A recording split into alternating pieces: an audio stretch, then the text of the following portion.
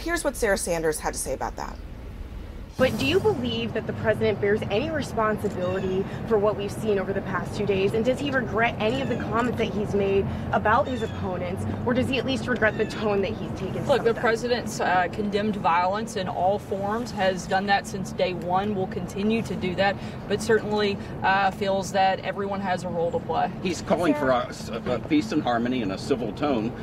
Is he going to stop insulting his political opponents at his rallies? He called Maxine Waters low IQ. He's called Joe Biden someone pulled off a trash heap. He said Hillary Clinton is crooked Hillary. Is he going to stop insulting the people who received these bombs? Look, the president's going to continue to lay out the contrast between Democrats and Republicans.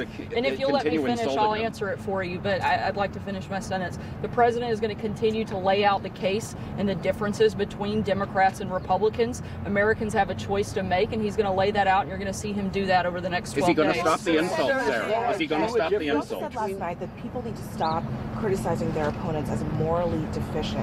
A few weeks ago, he said the Democrats who opposed Kavanaugh were evil. Does he regret that statement? The president feels like we should call out despicable acts, which is exactly what he has done over the last 24 hours. The idea that the way to describe people in the political sphere.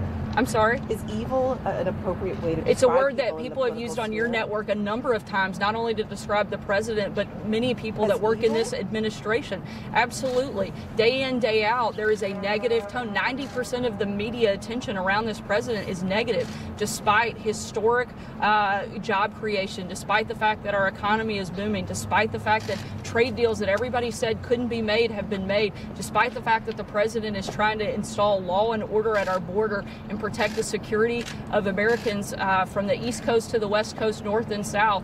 You guys continue to focus only on the negative, and there is a role to play. Yesterday, the very first thing that the president did was come out and condemn the violence. The very first thing your network did was come out and accuse the president of being responsible for it. That is not okay. The first thing should have been to condemn the violence. Okay.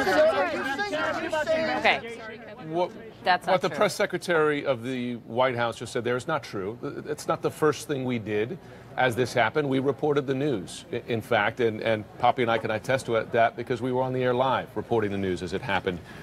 We're going to have a moment to digest a lot of charges coming from Sarah Sanders there. We're going to be right back after this break.